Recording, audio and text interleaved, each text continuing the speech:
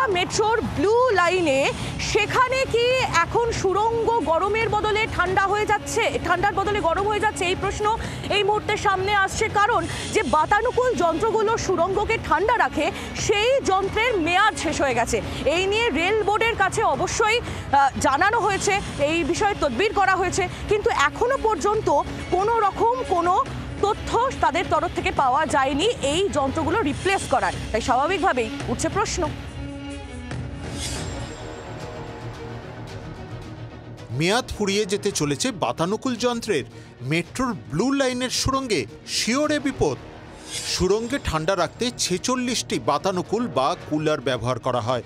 30টি বাতানুকূল যন্ত্রের মেয়াদ ফুরিয়ে যাওয়ার মুখে। নতুন করে মেশিন লাগাতে প্রয়োজন প্রচুর সময়। ভূগর্ভস্থ 15টি স্টেশনের মধ্যে 8টির অবস্থা সব থেকে খারাপ। প্রায় 43 বছর ধরে কাজ করে চলা এই সমস্ত যন্ত্র এবার জবাব দেবে, কারণ 1 থেকে 1.5 বছরের মধ্যে অন্তত 8টি ব্লু লাইনের ভূগর্ভস্থ স্টেশনের মাথার ওপর বসানো কুলিং প্রক্রিয়া বিকল হতে চলেছে। এর পরিবর্তে অত্যাধুনিক যে সিস্টেম আনার প্রয়োজন, তাতে একদিকে বেশ কয়েকশো কোটি টাকা লাগবে, তার পাশাপাশি লাগবে রেল বোর্ড এবং রেল মন্ত্রকের ছাড়পত্র। সম্প্রসারিত মেট্রো লাইন শহরের বিভিন্ন প্রান্তকে জুড়লেও ব্লু লাইন অর্থাৎ দক্ষিণেশ্বর থেকে শহীদ ক্ষুদিরাম পর্যন্ত যাতায়াতকে ঘিরে যাত্রী ভোগান্তির শেষ নেই। বিশেষত অফিস টাইমে রীতিমতো নাকানি চোপানি খাওয়ার জোগাড় মানুষের। প্রশ্ন উঠছে, এবার কি মেট্রোর লাইফ লাইনে এসি বিভ্রাট?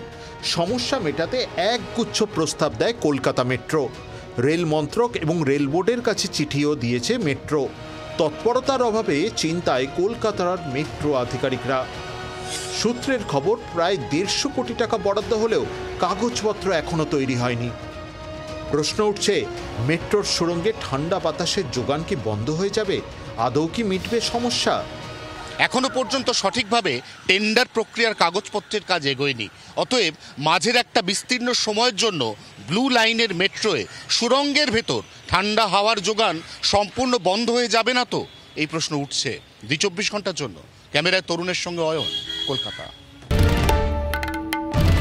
বাংলার আওয়াজ, বাঙালির আবেগ, জি 24 ঘন্টা।